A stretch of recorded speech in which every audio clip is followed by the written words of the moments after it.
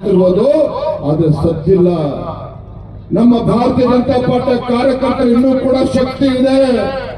ಭಾರತೀಯ ಜನತಾ ಪಾರ್ಟಿಯ ಕಾರ್ಯಕರ್ತರಿಗೆ ಶಕ್ತಿ ಇದೆ.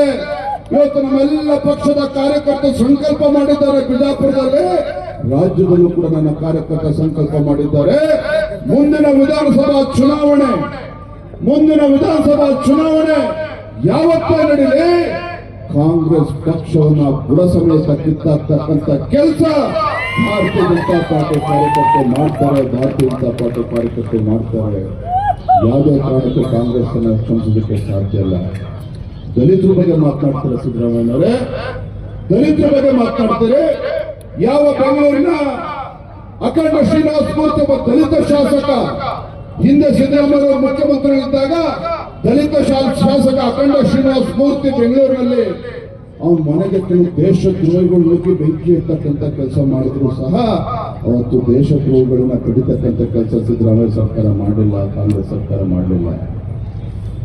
ಕೇವಲ ಮುಸಲ್ಮಾನ್ ಹೇಳ್ಕೊಂಡು ವೋಟ್ ಬ್ಯಾಂಕ್ ಆಗಿ ಮಾಡಿಕೊಂಡು, ದಲಿತರ ಹೇಳ್ಕೊಂಡು ವೋಟ್ ಬ್ಯಾಂಕ್ ಮಾಡಿಕೊಂಡು ಇವತ್ತು ನೋಡು, ಮೊನ್ನೆ ನಿಪ್ಪಾಣಿನಲ್ಲಿ ಭಾರತೀಯ ಜನತಾ ಪಾರ್ಟಿ ನೇತೃತ್ವದಲ್ಲಿ ಭೀಮ ಹೆಜ್ಜೆ ಕಾರ್ಯಕ್ರಮ ಮಾಡಿದ್ವಿ. ಏನಿದು ಕಾರ್ಯಕ್ರಮ?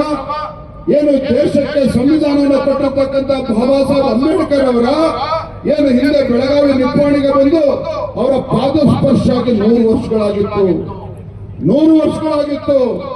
ಆ ಒಂದು 100 ವರ್ಷ ಇತಿಹಾಸ ನೆನಪು ಮಾಡಿಕೊಂಡು ಅದು ಆಚರಣೆ ಮಾಡಬೇಕು ಅಂತೇಳಿ ಕಾಂಗ್ರೆಸ್ ಸರ್ಕಾರದವ್ರಿಗೆ ಅನ್ನಿಸ್ಲಿಲ್ಲ. ಆದ್ರೆ ಭಾರತೀಯ ಜನತಾ ಪಾರ್ಟಿ ಇವತ್ತು ಸುಮಾರು 20-30 ಸಾವಿರ ಜನ ಸೇರಿ ಅಲ್ಲಿ ಬಾಬಾ ಸಾಹೇಬ್ ಅಂಬೇಡ್ಕರ್ ಅವರಿಗೆ ಗೌರವ ಕೊಡ್ತಕ್ಕಂಥ ಕೆಲಸ ಭಾರತೀಯ ಜನತಾ ಪಾರ್ಟಿ ಮಾಡ್ತು. ನಿಪ್ಪಾಣಿ ನೇತೃತ್ವದಲ್ಲಿ ಇಡೀ ದೇಶದ ಕಾರ್ಯಕರ್ತರು, ಲಕ್ಷಾಂತರ ಕಾರ್ಯಕರ್ತರು ಹೋದ್ರು ಕಾಶ್ಮೀರ ಲಾಲ್ ಚೌಕಕ್ಕೆ. ಅದೇ ಕರ್ನಾಟಕದಿಂದ ನಿಮ್ಮ ಯಡಿಯೂರಪ್ಪನವರ ನೇತೃತ್ವದಲ್ಲಿ ಈ ನಾಡಿನ ಹೋರಾಟಗಾರನ, ರೈತಗಾರನ ನೇತೃತ್ವದಲ್ಲಿ ಇವತ್ತು ಕಾಶ್ಮೀರದ ಲಾಲ್ ಚೌಕಕ್ಕೆ ಹೋಗಿ ಉಗ್ರಗಾಮಿಗಳ ಗುಂಡಿಗೆ ಕೂಡ ಭಯವನ್ನ ಪಡೆದರೆ ಕಾಶ್ಮೀರದ ಲಾಲ್ ಚೌಕದಲ್ಲಿ ಇವತ್ತು ಭಾರತದ ಧ್ವಜವನ್ನು ಆಡ್ತಕ್ಕಂಥ ಕೆಲಸ ಮಾಡಿದ್ದಾರೆ ಭಾರತೀಯ ಜನತಾ ಪಾರ್ಟಿ. ಇವತ್ತು ಭಾರತೀಯ ಜನತಾ ಪಾರ್ಟಿ ವ್ಯಕ್ತಿಗಿಂತ ಪಕ್ಷ ಮುಖ್ಯ, ಪಕ್ಷಕ್ಕಿಂತ ದೇಶ ಮುಖ್ಯ ಅಂತಕ್ಕಂಥ ಧ್ಯೇಯದಲ್ಲಿ ಇವತ್ತು ಭಾರತೀಯ ಜನತಾ ಪಾರ್ಟಿ ಈ ದೇಶದ ಲಕ್ಷಾಂತರ ಕೋಟ್ಯಾಂತರ ಕಾರ್ಯಕರ್ತರು ಹಗಲು ರಾತ್ರಿ ಶ್ರಮವನ್ನು ಹಾಕ್ತಾ ಇದ್ದಾರೆ. ಇವತ್ತು ಕಾಂಗ್ರೆಸ್ ಸರ್ಕಾರ ದರ್ಬಾರ್ಗಳ ಬಗ್ಗೆ ಮಾತನಾಡಿದ ಮುಂಚಿತವಾಗಿ 2014ರಲ್ಲಿ ಯಾವ ಪರಿಸ್ಥಿತಿ ಇತ್ತು ದೇಶದಲ್ಲಿ, ಯಾವ UPA ಸರ್ಕಾರ ಇದ್ದಾಗ, ಮನಮೋಹನ್ ಸಿಂಗ್ ಸರ್ಕಾರ ಇದ್ದಾಗ ದೇಶದಲ್ಲಿ ಭ್ರಷ್ಟಾಚಾರ, 2G scam, Commonwealth game scam, ಇವತ್ತು ಅನೇಕ ಕಲ್ಲಿದ್ದಲು ಹಗರಣ, 12 ಲಕ್ಷ ಕೋಟಿಗೂ ಹೆಚ್ಚು ಹಗರಣ ದೇಶದಲ್ಲಿ ನಡೀತಾ ಇತ್ತು. 2014ರಲ್ಲಿ ಚುನಾವಣೆ ಮುಂಚಿತವಾಗಿ, ಲೋಕಸಭಾ ಚುನಾವಣೆ ಮುಂಚಿತವಾಗಿ ದೇಶದಲ್ಲಿರ್ತಕ್ಕಂಥ ಪ್ರತಿಯೊಬ್ಬರು ಕೂಡ, ವಿಶೇಷವಾಗಿ ಯುವಕರಿಗೆ ಭಾರತಕ್ಕೆ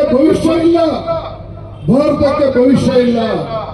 ಈ ದೇಶದಲ್ಲಿ ಯುವಕರ ಒಂದು ಕನಸನ್ನು ಕಟ್ಕೊಳ್ಳೋದಕ್ಕೆ ಸಾಧ್ಯ ಇಲ್ಲ ಅಂತೇಳಿ ಯುವಕರು ಆಸೆ ಕೂಡ ಬಿಟ್ಟಿದ್ರು. ಈ ಭಾರತ ಅಭಿವೃದ್ಧಿ ಕೂಡ ಕಾಣೋದಕ್ಕೆ ಸಾಧ್ಯ ಇಲ್ಲ, ಭಾರತದಲ್ಲಿ ಭ್ರಷ್ಟಾಚಾರ ಆಡಳಿತ ಕೊಡೋದಕ್ಕೆ ಸಾಧ್ಯ ಇಲ್ಲ ಅಂತೇಳಿ ದೇಶದ ಜನ ತೀರ್ಮಾನಕ್ಕೆ ಬಂದಿದ್ರು. ಆದ್ರೆ ಅಂತ ಸಂದರ್ಭದಲ್ಲಿ ಭಾರತಕ್ಕೂ ಕೂಡ ಉಜ್ವಲ ಭವಿಷ್ಯ ಇದೆ. ಭಾರತದಲ್ಲೂ ಕೂಡ ಭ್ರಷ್ಟಾಚಾರ ಆಡಳಿತ ಕೊಡೋದಕ್ಕೆ ಸಾಧ್ಯ ಇದೆ. ಭಾರತವು ಕೂಡ ಜಗತ್ತಿನ ಅಗ್ರಗಣ್ಯ ರಾಷ್ಟ್ರಗಳ ಸಾಲಿನಲ್ಲಿ ನಿಲ್ಲಿಸಬಹುದು ಅಂತಕ್ಕಂಥ ವಿಶ್ವಾಸವನ್ನು ಕೊಟ್ಟು ಬಂದಿದ್ದರು ಈ ದೇಶದ ಹೆಮ್ಮೆಯ ಪ್ರಧಾನಮಂತ್ರಿ ನರೇಂದ್ರ ಮೋದಿಜಿಯವರು. ಬಂದವಳೆ 10 ವರ್ಷಗಳ 11 ವರ್ಷಗಳ ಅವರ ಆಡಳಿತದಲ್ಲಿ ಇವತ್ತು ಭಾರತ ಜಗತ್ತಿನ 5ನೇ ಒಂದು ದೊಡ್ಡ ಆರ್ಥಿಕ ಶಕ್ತಿಯಾಗಿ ಹೊರಹೊಮ್ಮಿದೆ. 5ನೇ ದೊಡ್ಡ ಆರ್ಥಿಕ ಶಕ್ತಿಯಾಗಿ ಹೊರಹೊಮ್ಮಿದೆ ಅಂತ ಹೇಳಿದ್ರೆ ಇದು ನಮ್ಮ ದೇಶದ ಹೆಮ್ಮೆಯ ಪ್ರಧಾನಮಂತ್ರಿ ನರೇಂದ್ರ ಮೋದಿಜಿಯವರ ಸಾಧನೆ. ಇವತ್ತು ಸಿದ್ದರಾಮಯ್ಯನವರು ಈ ದೇಶದ ಪ್ರಧಾನಮಂತ್ರಿಗಳ ಬಗ್ಗೆ ಹಗುರವಾಗಿ ಮಾತನಾಡ್ತಾರೆ. ಇಂಥ ಲಜ್ಜೆಗೆಟ್ಟ ಕಾಂಗ್ರೆಸ್ ಸರ್ಕಾರ ರಾಜ್ಯದಲ್ಲಿ ಯಾವತ್ತೂ ಕೂಡ ನೋಡಿರಲಿಲ್ಲ. ಮುಖ್ಯಮಂತ್ರಿ ಕುರ್ಚಿ ಮೇಲೆ ಕೂತ ಮೇಲೆ ರಾಜ್ಯದಲ್ಲಿರ್ತಕ್ಕಂಥ ಎಲ್ಲ ಹಿಂದುಳಿದ ಸಮುದಾಯಗಳನ್ನ ಸಂಪೂರ್ಣವಾಗಿ ನಿರ್ಲಕ್ಷಿಸಿದ್ದಾರೆ. ರಾಜ್ಯದಲ್ಲಿರ್ತಕ್ಕಂಥ ಹಿಂದುಳಿದ ಸಮುದಾಯಗಳನ್ನ ಸಂಪೂರ್ಣವಾಗಿ ಮರೆತು ಕೇವಲ ಅಲ್ಪಸಂಖ್ಯಾತರು ಮುಸಲ್ಮಾನರಿಂದ ಹೋಗ್ತಕ್ಕಂಥ ಕೆಲಸ ಮಾಡ್ತಾ ಇದ್ದಾರೆ ಕಾಂಗ್ರೆಸ್ ಸಿದ್ದರಾಮಯ್ಯನವರು. ಮೊನ್ನೆ ಬಜೆಟ್ ಅನ್ನ ಮಂಡನೆ ಮಾಡಿದ್ರು ಸಿದ್ದರಾಮಯ್ಯನವರು.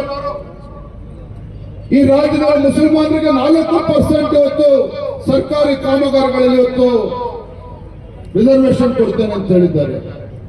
4% ಸರ್ಕಾರಿ ಕಾಮಗಾರಿಗಳಲ್ಲಿ ರಿಸರ್ವೇಶನ್ ಅಲ್ಲ. ಯಾವ ಬಡವರು ಮುಸಲ್ಮಾನರಲ್ಲಿ ಇರ್ತಕ್ಕಂಥ ಬಡ ಹೆಣ್ಮಕ್ಳಿಗೆ 50,000 ರೂಪಾಯಿ ಮದುವೆಗೋಸ್ಕರ ಕೊಡ್ತೇವೆ ಅಂತ ಹೇಳ್ತಾರೆ. ಮುಸಲ್ಮಾನರ ಮಕ್ಕಳು ಹೊರದೇಶಕ್ಕೆ ಹೋಗ್ತಾರೆ ಅಂತ ಹೇಳಿ 30 ಲಕ್ಷ ರೂಪಾಯಿ ಇವತ್ತು ನಾನು ಧನ ಸಹಾಯ ಕೊಡ್ತೇವೆ ಅಂತ ಸಿದ್ದರಾಮಯ್ಯ ಘೋಷಣೆ ಮಾಡಿದ್ದಾರೆ. ಯಾಕೆ ಸಿದ್ದರಾಮಯ್ಯನವರೇ, ಇವತ್ತು ನೀವು ರಾಜ್ಯದ ಮುಖ್ಯಮಂತ್ರಿಗಳು ಅಥವಾ ಮುಸಲ್ಮಾನರಿಗಷ್ಟೇ ಮುಖ್ಯಮಂತ್ರಿಗಳು? ಕೇವಲ ಮುಸಲ್ಮಾನರಿಗೆ ಮುಖ್ಯಮಂತ್ರಿ ರೀತಿ ವರ್ತನೆ ಮಾಡ್ತಿದ್ದಾರಲ್ಲ ಸಿದ್ದರಾಮಯ್ಯನವರೇ.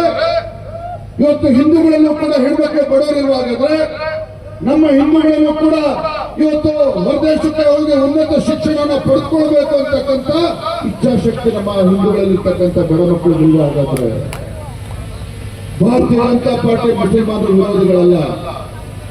ಆದ್ರೆ ರಾಜ್ಯಘಟ್ಟ ಕಾಂಗ್ರೆಸ್ ವರ್ತನೆ ಒಂದು ಕ್ಷಣ ನೀವು ಯೋಚನೆ ಮಾಡ್ಬೇಕು. ಮುಸಲ್ಮಾನರು ಕೂಡ ಇವತ್ತು ದೇಶದ ಪ್ರಧಾನಮಂತ್ರಿ ನರೇಂದ್ರ ಮೋದಿಜಿಯವರು ಟ್ರಿಪಲ್ ತಲಾಖನ್ನ ಕಿತ್ತಾಕುವುದರ ಮುಖೇನ ಇವತ್ತು ದೇಶದಲ್ಲಿ ಯಾವ ರೀತಿ ಹಿಂದೂ ಮಹಿಳೆಯರಿಗೆ ಇವತ್ತು ಗೌರವ ಸಿಗ್ತೋ ಅದೇ ರೀತಿ ಮುಸಲ್ಮಾನ್ ಹೆಣ್ಮಕ್ಳು ಕೂಡ ಗೌರವ ಸಿಗಬೇಕು ಅಂತ ಹೇಳಿ ಟ್ರಿಪಲ್ ತಲಾಖನ್ನ ಕಿತ್ತಾಕ್ತಕ್ಕಂಥ ಕೆಲಸ ಪ್ರಧಾನಮಂತ್ರಿ ನರೇಂದ್ರ ಮೋದಿಜಿಯವರು ಮಾಡಿದ್ದಾರೆ.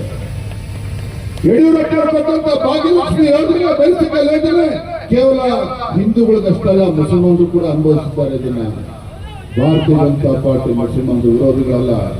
ಆದ್ರೆ ಯಾವ ವಿಧಾನಸೌಧದಲ್ಲಿ ಪಾಕಿಸ್ತಾನ ಜಿಂದಾಬಾದ್ ಅಂತ ಕೂತಾಗ ಆ ದೇಶ ದ್ರೋಹಿಗಳಿಗೆ ರಕ್ಷಣೆ ಕೊಟ್ಟಲ್ಲ ಸಿದ್ದರಾಮಯ್ಯ ಸರ್ಕಾರ. ಇಂಥ ದೇಶ ದ್ರೋಹಿಗಳನ್ನ ಯಾವುದೇ ಕಾರಣಕ್ಕೂ ಒಪ್ಕೊಳ್ತಕ್ಕಂಥ ಪ್ರಶ್ನೆ ಇಲ್ಲ. ಇದು ಭಾರತೀಯ ಜನತಾ ಪಾರ್ಟಿ, ಇದು ಭಾರತೀಯ ಜನತಾ ಪಾರ್ಟಿ. ಯಾವ ಕಾಶ್ಮೀರದ ಲಾಲ್ ಚೌಕದಲ್ಲಿ ಅಲ್ಲಿರ್ತಕ್ಕಂಥ ಉಗ್ರಗಾಮಿಗಳು ಭಾರತೀಯ ಜನತಾ ಪಾರ್ಟಿಗೆ ಸವಾಲನ್ನು ಹಾಕಿದ್ರು. ಕಾಶ್ಮೀರದ ಉಗ್ರಗಾಮಿಗಳು ಭಾರತೀಯ ಜನತಾ ಪಾರ್ಟಿಗೆ ಸವಾಲನ್ನು ಹಾಕಿ ಬಿಜೆಪಿಯ ಕಾರ್ಯಕರ್ತರು ತಾಯಿ ದೇಹಾಲನ್ನ ಕುಡಿದಿದ್ದೇ ಆದ್ರೆ ಗಂಡಸರಾಗಿದ್ರೆ ಬನ್ನಿ ಕಾಶ್ಮೀರದ ಲಾಲ್ ಚೌಕದಲ್ಲಿ ಭಾರತದ ತ್ರಿವರ್ಣದ ಹಾರಿಸಿದ್ರು ಸವಾಲನ್ನು ಹಾಕಿದಾಗ ಭಾರತೀಯ ಜನತಾ ಪಾರ್ಟಿ ಕಾರ್ಯಕರ್ತರು ಕೈ ಕೊಟ್ಟು ಕೂತ್ಕೊಳ್ಳಿಲ್ಲ. ಟ್ರಾನ್ಸ್ಫಾರ್ಮರ್ ಹಾಕೋಬೇಕು ಅಂತ ಹೇಳಿದ್ರೆ 25ರಿಂದ 30,000 ರೂಪಾಯಿ ಕೊಟ್ಟಿದ್ರೆ ಸಾಕಿತ್ತು. ಅಧಿಕಾರಿಗಳು ಬಂದು ಟ್ರಾನ್ಸ್ಫಾರ್ಮರ್ ಹಾಕಿ ವಿದ್ಯುತ್ ಸಂಪರ್ಕ ಕೊಡ್ತಾ ಇದ್ರು. ಅದು ಇವತ್ತು ಎಷ್ಟಾಗಿದೆ? 3 ಲಕ್ಷ ರೂಪಾಯಿ ಕೊಡಬೇಕು ಅಂತ ರೈತ 3 ಲಕ್ಷ ರೂಪಾಯಿ ಕಟ್ಟಬೇಕು. ಇದು ರೈತ ಪರವಾಗಿರ್ತಕ್ಕಂಥ ಒಬ್ಬ ಮುಖ್ಯಮಂತ್ರಿ ಮಾಡೋದಕ್ಕೆ ಸಾಧ್ಯನಾ?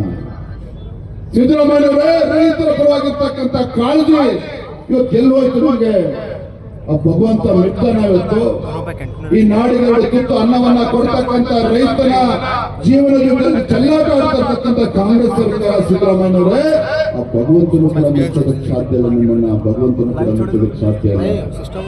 ನಾನು ಭಾಗವತದಲ್ಲಿ ಹೇಳ್ತಾ ಇದ್ದೆ, ಸಿದ್ದರಾಮಯ್ಯವರೇ ಮುಖ್ಯಮಂತ್ರಿಗಳಾಗಿ ಎಷ್ಟು ವರ್ಷಗಳ ಕುರ್ಚಿಯಲ್ಲಿ ಕೂತಿದ್ರು ಅನ್ನೋದು ಮುಖ್ಯ ಅಲ್ಲ.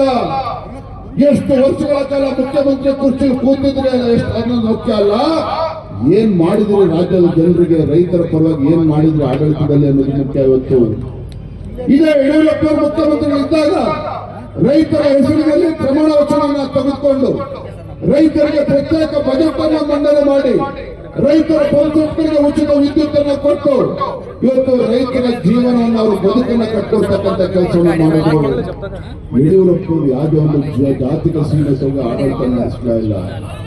ಯಡಿಯೂರಪ್ಪ ರಾಜ್ಯದ ಪರಿಷ್ಠ ಜಾತಿ, ಪರಿಷ್ಠ ಪಂಗಡಗಳು, ಹಿಂದುಳಿದ ವರ್ಗಗಳು, ಎಲ್ಲ ಸಮುದಾಯಗಳಿಗೆ ನ್ಯಾಯ ಕೊಡ್ತಕ್ಕಂಥ ಕೆಲಸ ಮಾಡಿದ್ರು. ಅದನ್ನು ನೀವು ಸಿದ್ದರಾಮಯ್ಯವರೇ ಹಿಂದೆ ಮುಖ್ಯಮಂತ್ರಿಗಳಿದ್ದಾಗ 5 ವರ್ಷಗಳ ಕಾಲ ಆಡಳಿತ ನಡೆಸಿ ರಾಜ್ಯದಲ್ಲಿ ಮತ್ತೆ ಮುಖ್ಯಮಂತ್ರಿ ಆಗೋದಕ್ಕೆ ಸಾಧ್ಯ ಇಲ್ಲ ಅಂತ ಹೇಳಿದಾಗ ವೀರಶೈವ ಲಿಂಗಾಯತ ಪ್ರತ್ಯೇಕ ಧರ್ಮ ಅಂತ ಹೇಳಿ ಸಮಾಜಗಳ ಮಧ್ಯೆ ಬೆಂಕಿ ಇರ್ತಕ್ಕಂಥ ಕೆಲಸ ಮಾಡಲಿಲ್ವಾ ಸಿದ್ದರಾಮಯ್ಯವರೇ? ವೀರಶೈವ ಲಿಂಗಾಯತವನ್ನು ಹೊಡಿತಕ್ಕಂಥ ದುಸ್ಸಾಹಸಕ್ಕೆ ಸಿದ್ದರಾಮಯ್ಯವರು ಕೈ ಹಾಕಿಲ್ವಾ? ಅದರ ಪರಿಣಾಮ ರಾಜ್ಯದಲ್ಲಿ ಅಧಿಕಾರವನ್ನು ಕಳ್ಕೊಂಡ್ರು ಸಿದ್ದರಾಮಯ್ಯವರೇ. ಕಾಂಗ್ರೆಸ್ ಪಕ್ಷ ಅಧಿಕಾರದಿಂದ ಕಳಿತು. ಆಗ ಮತ್ತೆ ಇವತ್ತು ಅದೇ ತಪ್ಪನ್ನು ಮಾಡ್ತಾ ಇದ್ದೇನೆ. ಇವತ್ತು ಅಲ್ಪಸಂಖ್ಯಾತರನ್ನು ಖುಷಿಪಡಿಸತಕ್ಕಂಥ ನಿಟ್ಟಿನಲ್ಲಿ ಹಿಂದೂಗಳಿಗೆ ಅಪಮಾನ ಮಾಡ್ತಾ ಇದ್ದೀರಿ. ರಾಜ್ಯದಲ್ಲಿ ಹಿಂದುಳಿದ ವರ್ಗಗಳು, ಸಮಾಜಗಳು ಎಲ್ಲವೂ ಕೂಡ ಸೇರಿ ಯಾವುದೇ ಕಾರಣಕ್ಕೂ ಈ ರಾಜ್ಯದಲ್ಲಿರ್ತಕ್ಕಂಥ ಹಿಂದೂಗಳನ್ನು ಕ್ಷಮಿಸ್ತಕ್ಕಂಥ ಪ್ರಶ್ನೆನೇ ಇಲ್ಲ. ನಿಮ್ಮ ಸರ್ಕಾರ ಬಂದ ಮೇಲೆ ಲವ್ ಜಿಹಾದ್ ಪ್ರಕರಣಗಳು ಜಾಸ್ತಿ ಆಗ್ತಾ ಇದೆ. ನಿಮ್ಮ ಸರ್ಕಾರ ಬಂದ ಮೇಲೆ ಇವತ್ತು ಗೋ ಹತ್ಯೆಗಳು ಜಾಸ್ತಿ ಆಗ್ತಾ ಇದೆ.